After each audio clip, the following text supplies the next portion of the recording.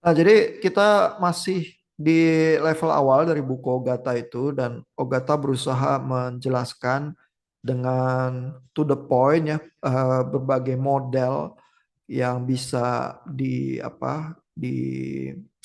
biasa dipakai juga di dalam pemodelan sistem yang berguna juga untuk kontrol gitu ya.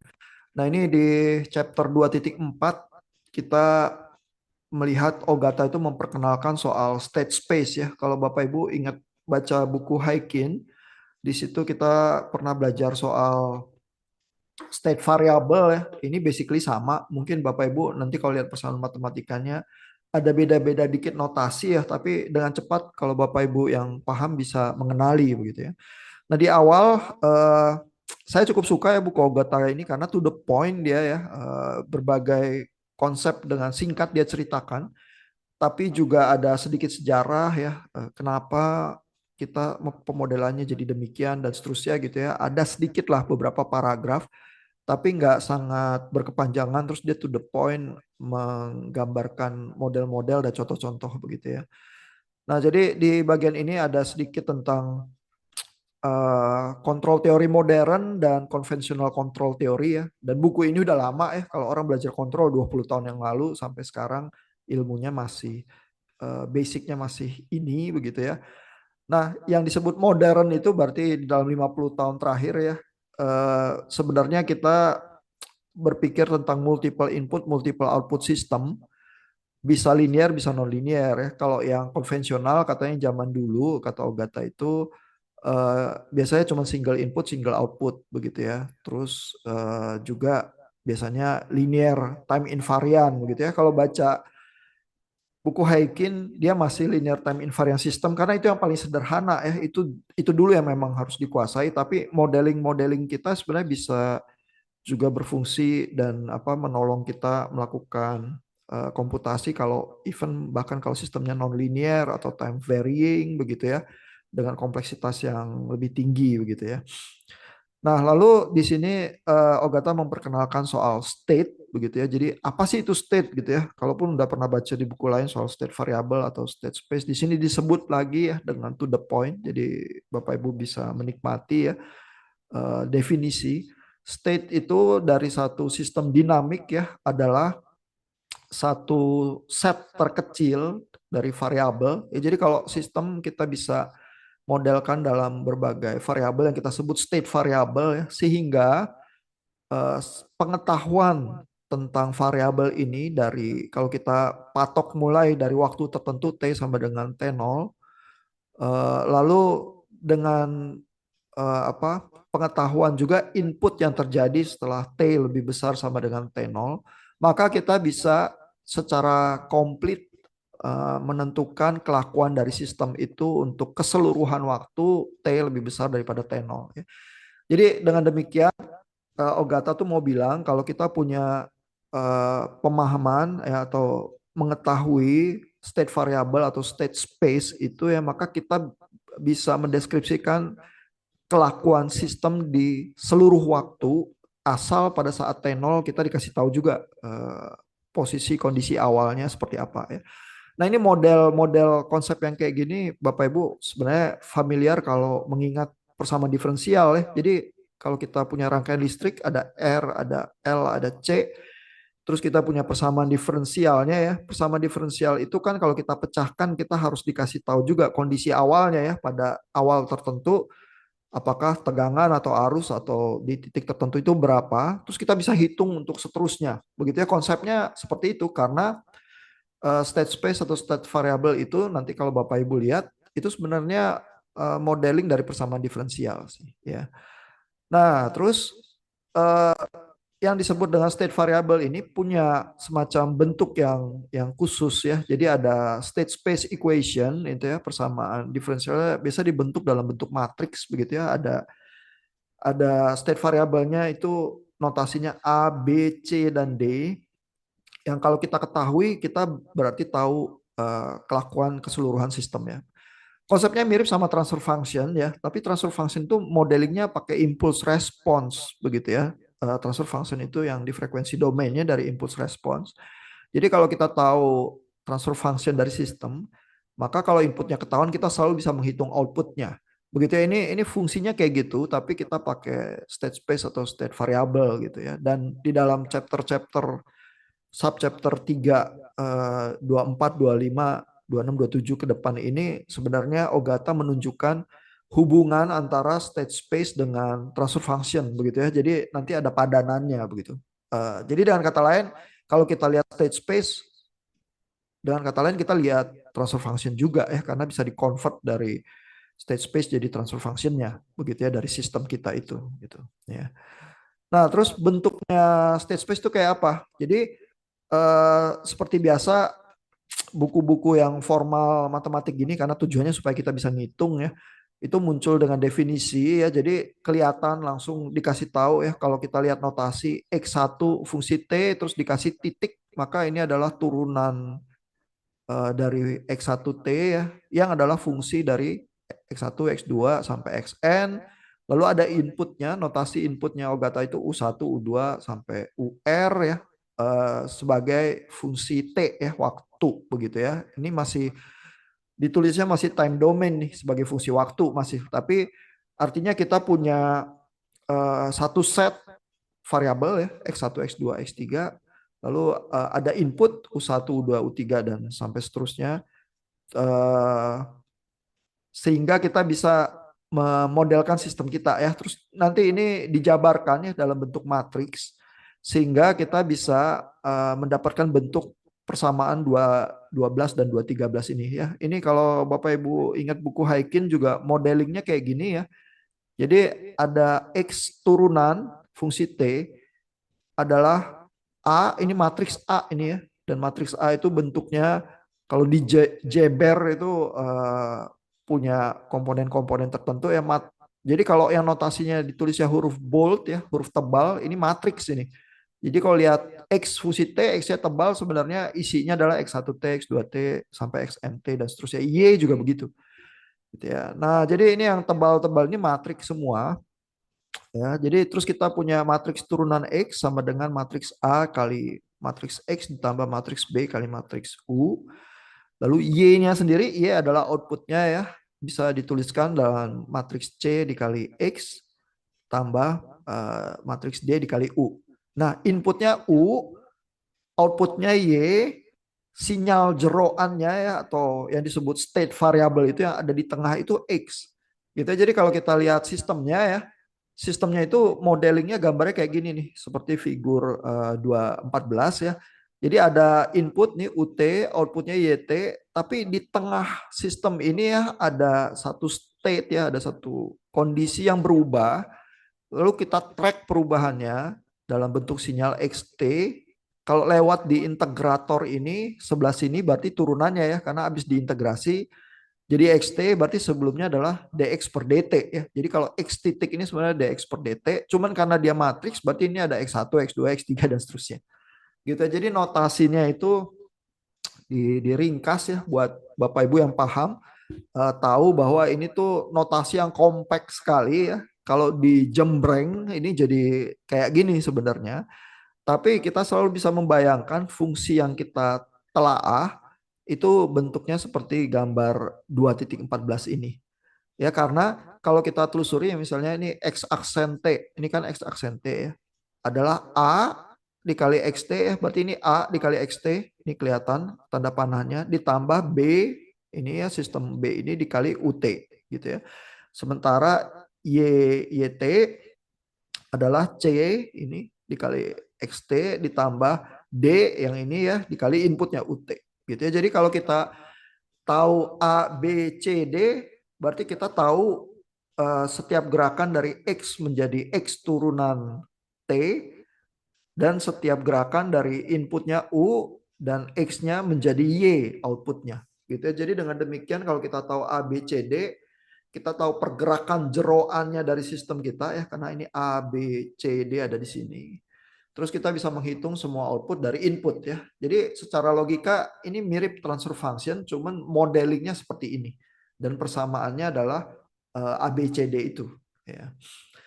Nah terus ini ada contoh lah ya, si Ogata kasih lihat bahwa sistem pegas-pegasan kayak gini ya. Jadi mekanika ini Dan mekanika itu kan pegas itu punya persamaan diferensialnya sendiri ya, bahwa bisa dimodelkan ya, posisi dan percepatan dari sistem ini seperti apa, terus bisa kita tulis persamaan diferensialnya, lalu kita bisa bentuk ke dalam state variabelnya, ini state space-nya, sehingga kita bisa dapat ini A-nya, ini B-nya, lalu ini ada Y-nya C kali X-nya ya. Jadi ini selalu adalah X turunan ya. Eh, Matriks A dikali X-nya, ini XT, X1, X2 ya, karena ini udah dijembreng ya matriks ya. Terus Y-nya juga sebagai perkalian antara C dikali matriks X ini, X1, X2 ya.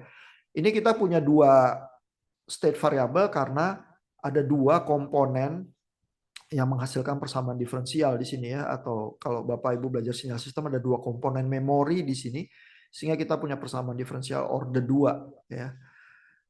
Nah, yang mekanik mungkin lebih menarik buat orang-orang sipil, buat kita tuh yang lebih menarik sistem yang electrical begitu ya.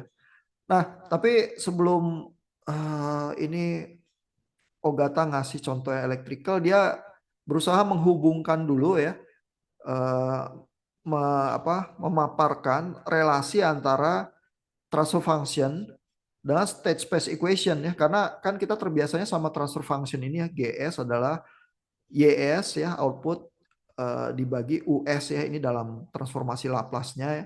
Terus hubungannya sama ini apa ya, sama state space-nya gitu ya. Jadi kalau state space-nya itu kita atur, terus kita tulis begitu ya, sebagai fungsi S ya, kita transformasi Laplace juga, karena tadinya fungsi T ini ya, kalau nggak ada S-nya, terus kita transformasi Laplace ya di frekuensi domain, dengan kata lain ya, kita bisa tuh mendapatkan solusi ya, mengatur ulang persamaannya menjadi YS, ada semacam faktor pengali ini dikali US ya, sehingga GS-nya adalah YS bagi US adalah faktor yang di tengah ini. Ya, dan faktor yang di tengah ini kalau kita tulis bagian atasnya ini kita ringkas jadi QS ya. Ini adalah polinomial di dalam S ya, bagian penyebutnya pembilangnya. Terus penyebutnya di bawah adalah S, ini matriks identitas kurangin A gitu ya. Matriks A-nya ini akan membentuk persamaan karakteristiknya dari persamaan diferensial kita. Ya, jadi kalau Bapak Ibu ingat lagi sinyal sistem, kestabilan dari sinyal kita tuh tergantung dari persamaan karakteristiknya, berarti tergantung dari penyebut dari transfer function kita ini. Jadi dengan kata lain kalau kita lihat state space itu sama juga, kita bisa convert menjadi transfer function. Terus kita bisa telaah kestabilan dari sistemnya ya dengan melihat transfer functionnya gitu ya.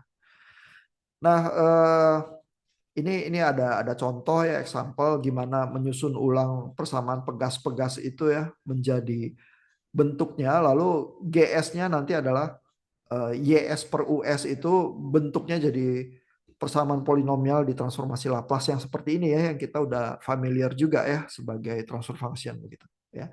Jadi moral ceritanya adalah baik kita lihat state space ya modelingnya, atau kita lihat transfer function, itu mestinya sejajar, kita bisa convert ke bentuk yang kita bisa lebih prefer untuk melakukan analisis gitu ya. Nah,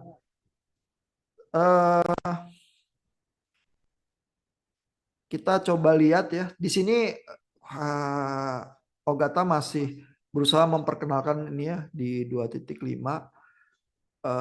kaitan antara state space dengan differential equations ya. Tapi kalau Bapak Ibu yang belajar sinyal sistem ya udah tahu juga ya, ini mengulang sih ya, tapi Ogata jadi mengasumsikan Bapak Ibu yang baca di awal bisa aja nggak paham apa-apa, at least dia kasih definisi-definisi itu ya, dia beberkan matematikanya, terus Bapak Ibu bisa membayangkan ya, at least kalau paling pertama kali pun kenalan dengan state space atau transfer function, paling tidak Ogata udah berusaha ya menjambarkan hubungannya gitu ya.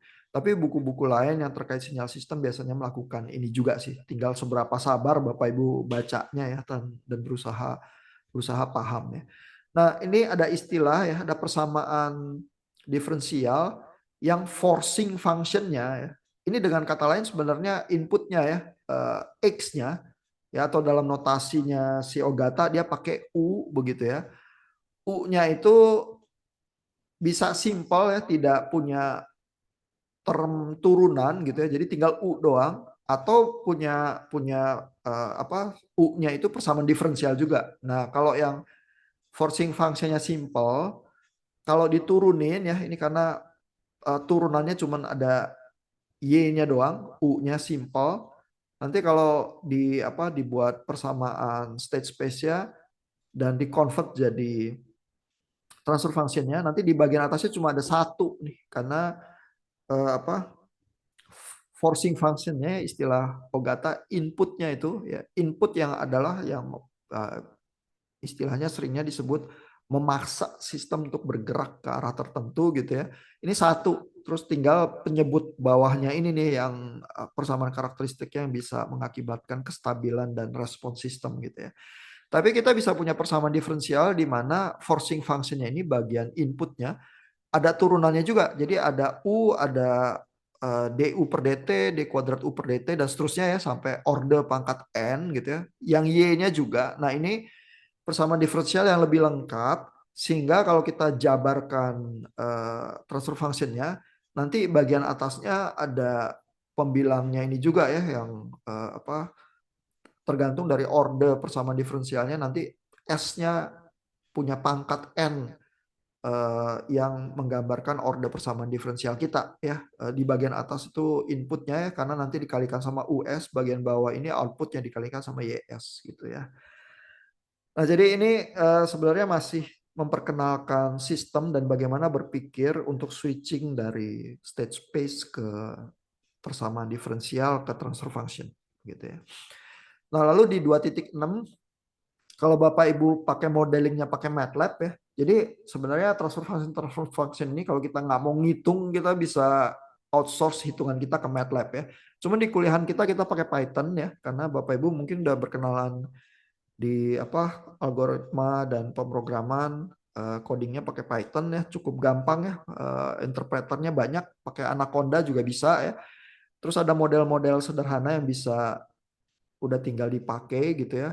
Dan di bagian yang ini Ogata itu menunjukkan, karena ini buku agak kuno ya, jadi MATLAB kalau Bapak Ibu praktikum dasar kontrol sama Pak Gracio masih berusaha berkenalan sama MATLAB ya.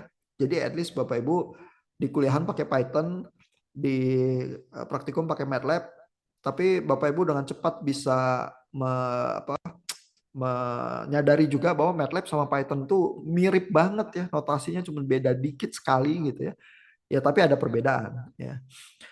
Nah, misalnya di contoh yang diberikan Ogata ini ada transfer functionnya kayak gini ya. Ini orde pangkat 3 ya, di penyebutnya S pangkat 3. Terus transfer function kayak gini bisa dimodelkan di MATLAB ya, dengan cara denominatornya ditulis nih koefisiennya 1, 14, 56, 160. Kalau kita lihat lagi di soalnya ini 1, 14, 56, 160 ini koefisien dari persamaan penyebutnya. Terus pembilangnya 1 ya. Terus dengan cara demikian, kalau kita pakai ini state space gitu ya, ini apa, matriks dari A, B, C, D-nya juga bisa dengan cepat dihasilkan oleh MATLAB gitu ya. Python juga bisa sih dengan cara yang sama, cuma nyebutnya agak beda aja nih, apa, notasi sintaks codingnya ya. Jadi apa, basically kalau Bapak Ibu paham teorinya ya, kalau UTS masih harus berusaha ngitung di kertas dan menjabarkan di kertas ya, tapi nanti kalau UAS mungkin sifatnya lebih project ya, terus Bapak Ibu merancang kompensator PID-nya ya, untuk membuat sistemnya punya punya respons tertentu begitu ya. Jadi komputasinya sebenarnya bisa kita outsource ke Python sih, tapi kan seperti semua kuliah yang lain, kita tuh yang kita kejar adalah berusaha paham ya apa yang dilakukan oleh codingan di Python itu. Terus even kalau disodorin problem, kita bisa ngecek gitu ya, dan kita tahu solusinya benar atau salah, stabil atau enggak, responsnya bagus atau enggak gitu ya. Kalau kita cuman pokoknya prompting AI jawab apa aja, kita nggak bisa punya ide sama sekali atau intuisi bahwa ini AI-nya lagi gila, lagi mabok atau enggak gitu ya, maka kita nggak bisa jadi engineer yang baik gitu ya. Jadi kita masih masih berusaha telan teorinya karena yang kita kejar tuh pemahaman ya, bukan sekedar outsource hitungan. Cuman hitungan tangannya sih bisa kita outsource ke Python ya. Nah, itu tadi dari modeling state space sama MATLAB ya. Lalu di bab 2.7 ini ada sedikit komentar-komentar modeling ya yang ingin saya tunjukkan ya tentang eh, apa kalau menghadapi problem yang non-linear ya. Jadi sebenarnya problem-problem non-linear itu kan matematika kita agak mandek ya. Buat Bapak Ibu yang udah belajar sinyal sistem tahu bahwa prinsip superposisi itu nggak berlaku ya kalau di sistem yang non-linear. Dengan kata lain, matematika kita agak agak berhadapan dengan jalan buntu gitu ya karena matematika kita itu mengasumsikan bahwa sistem kita kalau kita breakdown ke komponen-komponennya kita hitung masing-masing baru kita jumlahin belakangan. Kalau linear itu hasilnya betul, tapi kalau non linear kalau kita breakdown ke komponennya kita hitung satu-satu terus kita jumlahin belakang itu jadi salah kalau non linear gitu ya. Nah, tapi engineer itu terbiasa bekerja dengan aproksimasi.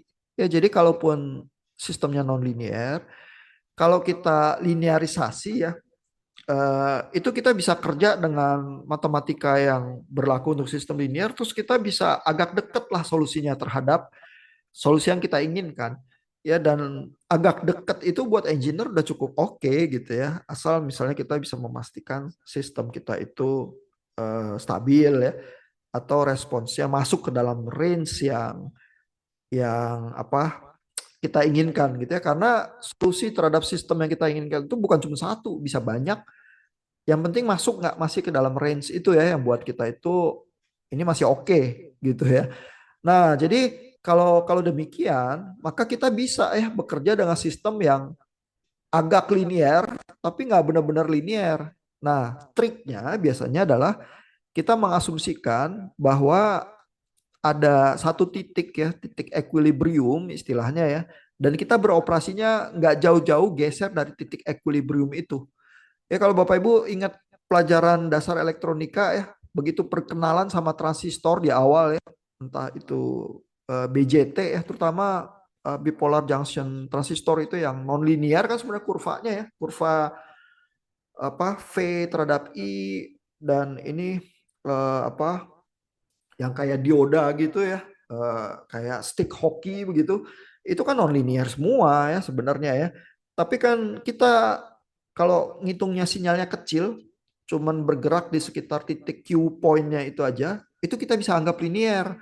Itu nggak apa-apa ya. Memang hasil kita rada-rada salah ya, tapi salahnya kalau cukup dekat sama titik operasi kita itu nggak apa-apa gitu ya. Jadi logikanya itu seperti itu. Logika linearisasi ya. Tapi kita harus selalu sadar kalau kita bergeser jauh dari titik equilibriumnya itu nanti kita hasilnya jadi salah banget gitu ya. Sehingga jadi engineer tuh selalu harus punya kepekaan itu sih. Ya kapan kita salah banget, kapan kita salah dikit dan masih oke gitu ya. Dan kita nggak perlulah punya sistem yang linear sempurna. Kita bisa beroperasi dengan sistem yang agak linear gitu ya. Karena kita nggak apa-apa dengan aproksimasi gitu ya. Nah, jadi kalau Bapak Ibu belajar matematika, deret kompleks dan lain sebagainya ya, maka semua sistem yang nonlinear itu kita bisa dekati dengan deret Taylor. Deret Taylor itu ada turunannya sampai turunan pangkat n yang bisa tak terhingga begitu ya. Dan kalau kita abaikan orde tinggi dari deret Taylornya begitu ya, kita dapat sistem yang agak linear gitu ya. Tentu pangkatnya agak tinggi itu kalau termnya cukup kecil kita berarti aproksimasinya cukup dekat. Tapi kalau kita potong yang orde tinggi itu terus ternyata orde tingginya cukup gede, kita dapat error yang makin gede aja gitu ya. Jadi idenya aproksimasi itu kayak gitu. Kalau Bapak Ibu belajar sinyal sistem, Bapak Ibu juga tahu bahwa semua bentuk sinyal bisa kita aproksimasi dengan Fourier transform. Ya, jadi kalau kita ke frekuensi tinggi, sebenarnya kalau frekuensi kita tersedia dari minus tak hingga sampai tak hingga, kita bisa mengaproksimasi semua jenis sinyal. Mau sinyalnya segitiga, sinyal kotak atau apa bisa. Cuman masalahnya sistem kita nggak pernah punya bandwidth yang tak terhingga juga ya. Nggak bisa sistem kita itu mengakomodasi sinyal yang frekuensinya dari minus tak hingga sampai tak hingga. Jadi kapan-kapan kita punya cut off, lalu kapan-kapan sinyal kita ada distorsi. Tapi kalau kita pinginnya sinyal kotak, sinyal kita agak kotak, kita sudah cukup oke juga ya. Jadi sinyal-sinyal digital kan 1010 sebenarnya sinyalnya kotak-kotak. Tapi sinyal kita nggak pernah benar-benar kotak karena bandwidth kita nggak pernah tak terhingga. Cuma kalau misalnya bitrate kita rendah, pulsa kita lebar, itu nggak apa-apa. Tapi kalau kita menuntut bitrate yang tinggi, pulsa kita sempit, bentuk kotak kita itu mulai terdistorsi parah terhadap apa bitrate atau sample rate kita, lama-lama distorsi kita itu menghasilkan noise yang cukup signifikan. Kita terbentur dengan Shannon limit atau Nyquist limit gitu ya. Kita nggak bisa apa transfer bitrate yang lebih tinggi dari batas-batas itu gitu ya. Jadi logika linearisasi itu menentukan juga kecepatan data kita gitu ya di dalam apa komunikasi digital gitu misalnya. Nah,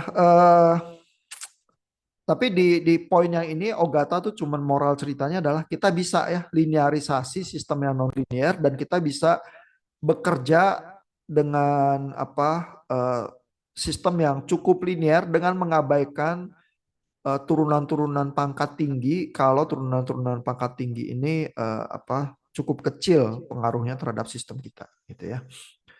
Nah, itu aja sih moral ceritanya yang penting di 2.7 yang ingin saya perkenalkan gitu ya. Nah, sejauh ini dulu ya, bab 2 udah kita selesaikan. Ada pertanyaan nggak, Bapak Ibu?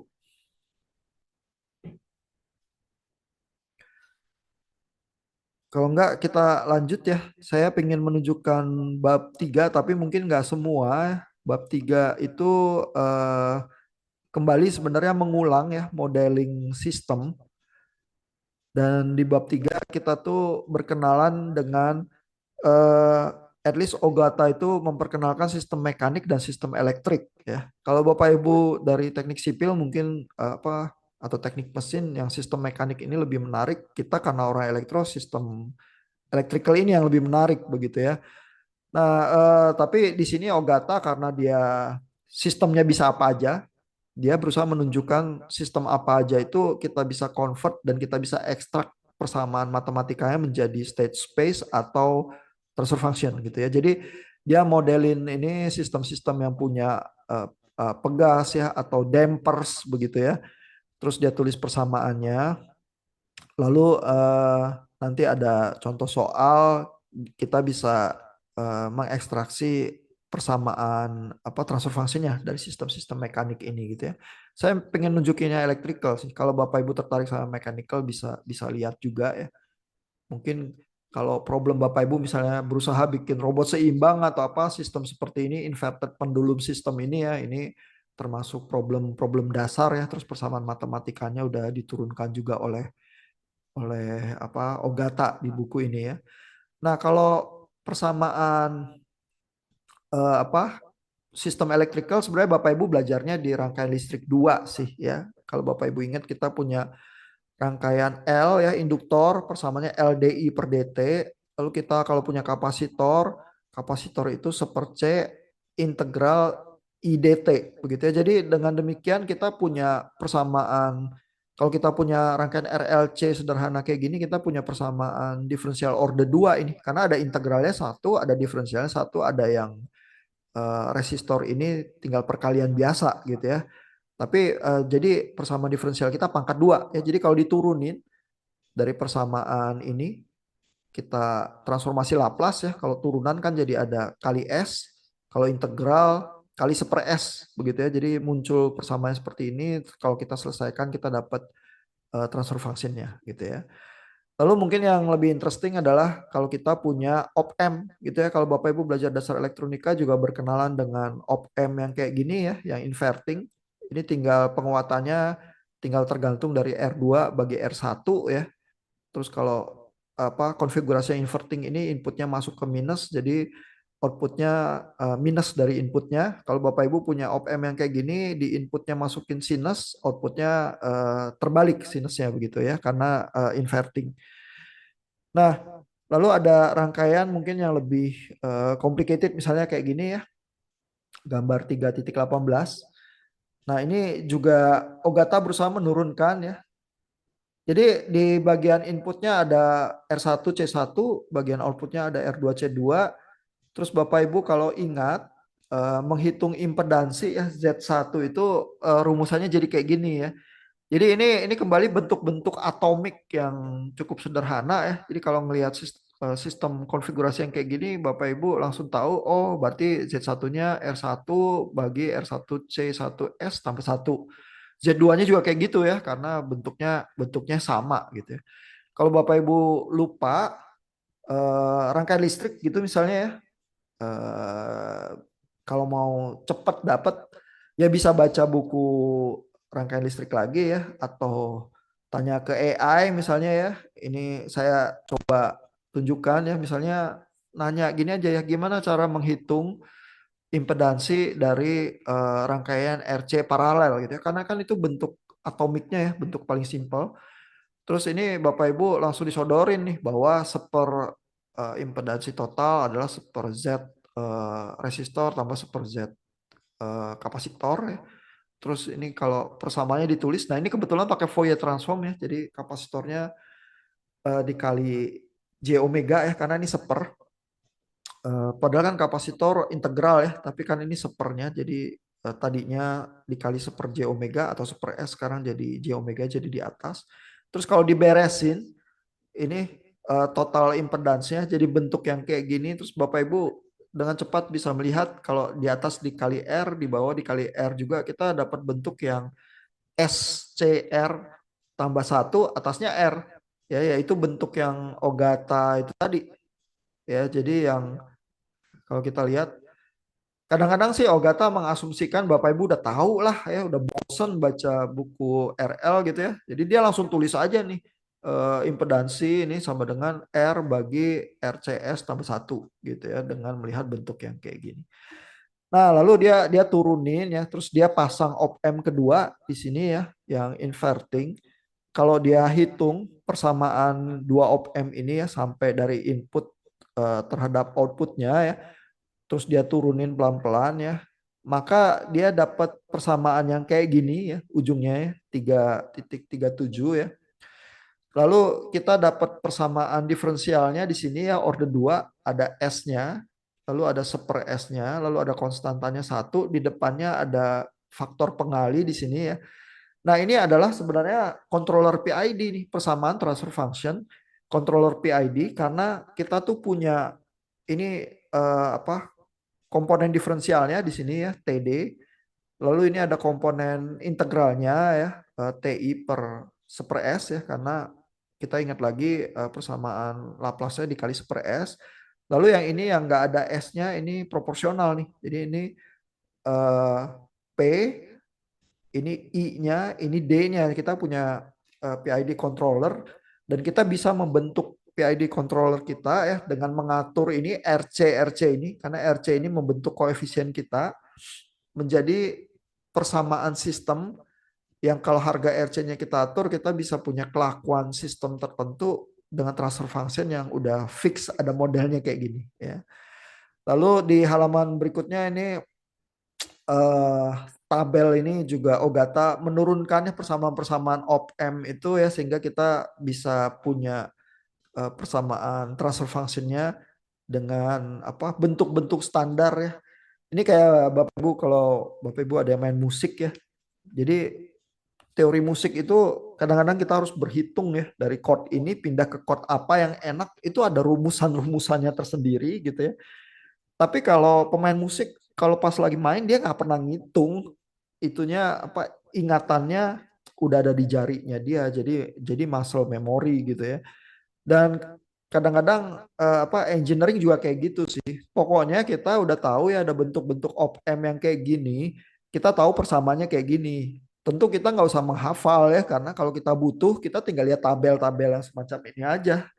Terus kalau kita pengen membentuk transfer functionnya tertentu, kita lihat yang paling cocok gitu ya. Ini ada P doang gitu, ada yang integral doang, ada yang PD, ada yang bentuk kontrolernya PI, ada yang PID gitu ya.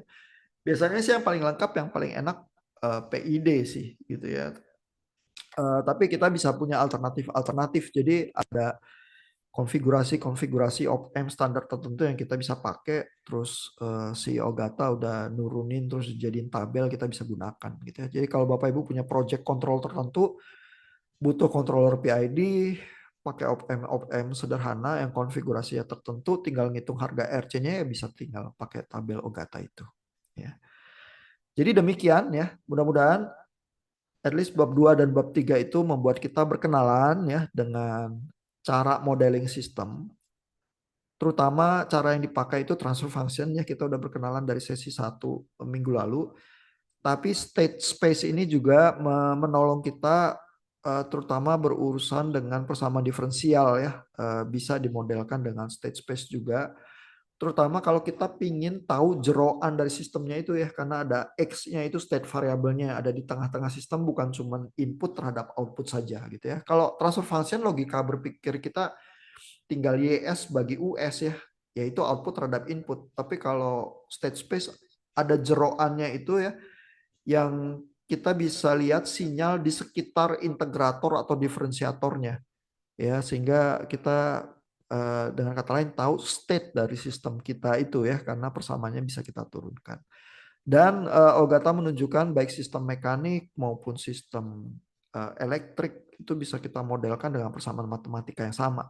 Begitu sistemnya udah kita ekstrak jadi persamaan matematikanya, kalau kita mau menghitung stabilitas, menghitung respons sistem, nanti kita tinggal simulasi aja di Python basically, karena kita tahu ya teori-teorinya nanti yang kita pelajari beberapa minggu ke depan.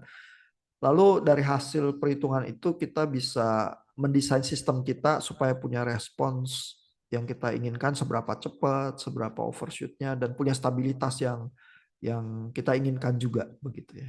Jadi idenya seperti itu. Ada pertanyaan Bapak Ibu? Kalau nggak ada, berarti saya tunggu lagi tugas textingnya ya untuk sesi yang ini. Seperti biasa, Bapak Ibu jawab pertanyaan teori, berusaha kerjain satu contoh soal yang diambil dari buku, sama menghasilkan pertanyaan. Ya, nanti kalau grading dari yang sesi 1 kemarin udah, nanti saya posting di forum supaya Bapak Ibu tahu siapa yang menang. Ya. Thank you Bapak Ibu untuk perhatiannya. Selamat istirahat, selamat malam.